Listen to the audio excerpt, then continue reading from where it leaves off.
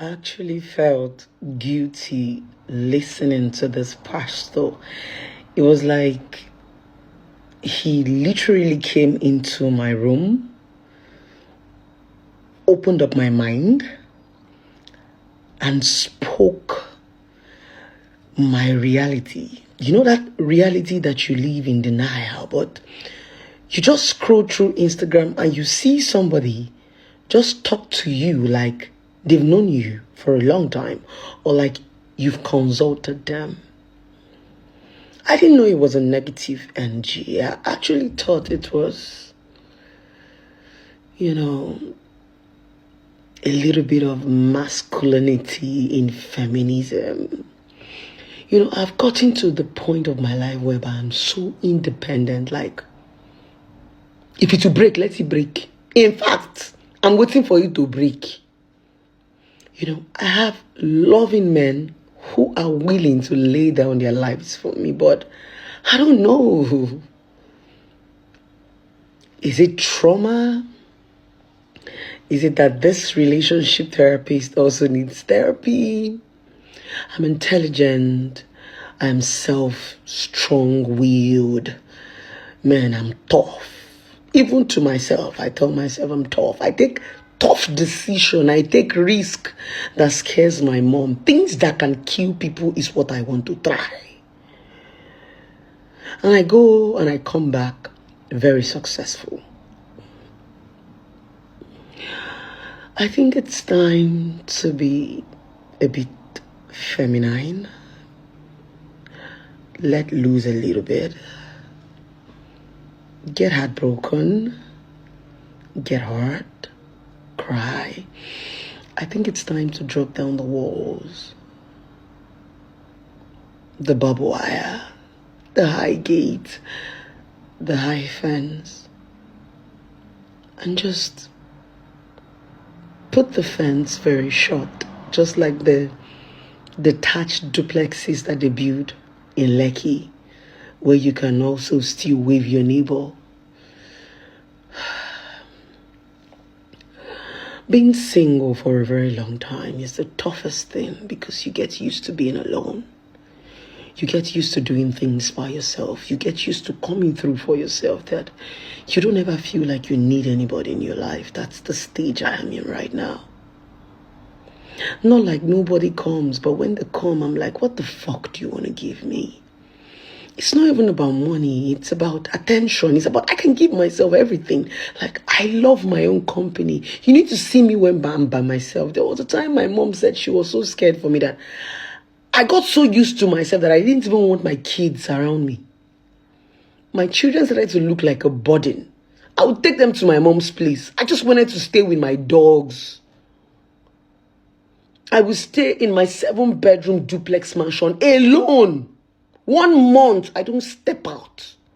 Very comfortable, eating and sleeping, pressing my phone, and I'm so happy. I have never been depressed for one day being alone. I enjoy my company, and that is the biggest risk. When you get used to being alone, when you get used to loving, being lonely. I like being by myself. In fact, my greatest pain is being with somebody.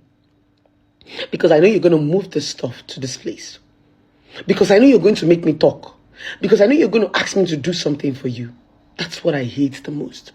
I got so used to being by myself to the point that I do things at my convenience. So if you're a man and you come into my life and you ask me to do something for you, I feel like you want to enslave me.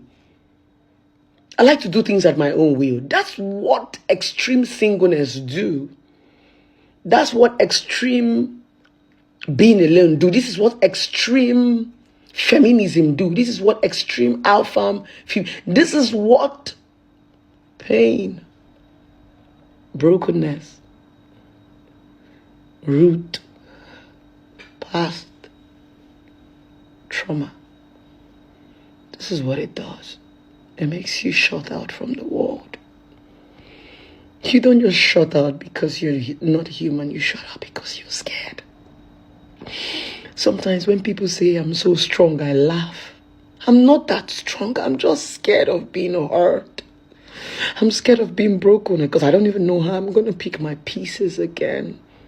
You know that point you get in your life and you feel like you're too old to do this thing. Where do I even have to start from? Okay, when this whole shit happened, I was in my 20s. Now that I'm in my 30s, where do I even get to start from? You feel like you're too old to try. You feel too big. Like you start to form maturity at the age of 30 something. Why some people are 50 and 60s and still act like babies? I've seen couples who are in their 70s and they were just walking old, husband and wife, playing on the street, because the older you get, the more you become tender.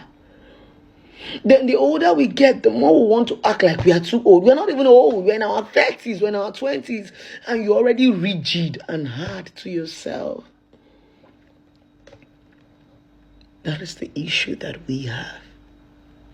Sometimes this thing we call independent, it's negativity, it's extreme pain, and just a strategy of numbing it. Some of us have not healed.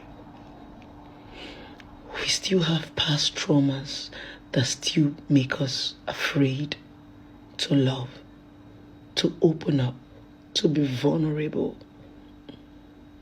We still cringe when we remember our past. Like when a man shouts at me, while he's shouting or before he raises his voice, I give you a dirty slap. And when I slap you, I say, I'm sorry. Why? Pain. When I remember my ex-husband and the way he hit me, when you begin to raise your voice, I feel like you want to do it again. And before you start, I finish it for you. There was this guy I dated. I don't even know what brought up the argument. He argued to the point that he raised his hand. Then when he raised his hand to slap me, it hung on the air. He was practically shivering because he was in anger. While he was controlling his temper with his hand in the air, I had gone for a bottle. I broke it and I stabbed him within a twinkle of an eye. This guy could restrict his hand in the air and he was shaking. That was control. He could have just given me a slap. That was reflex.